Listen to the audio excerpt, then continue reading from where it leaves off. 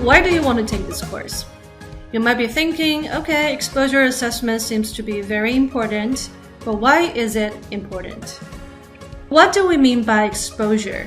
Or do they have exposure? How do we quantify, or how do we come to the conclusion that yes or no? How do we measure the exposure? What is the purpose of this study? How to design a questionnaire and the importance of incorporating time activity data in our questionnaire.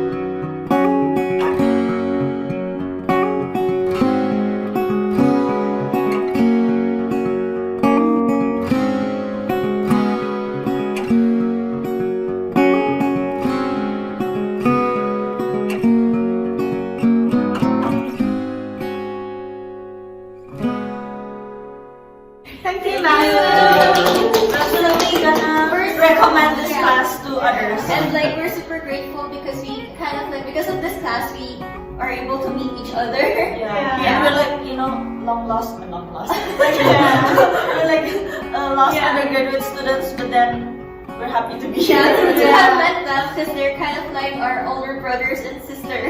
Yeah. Yeah. Thank you very much. Bye.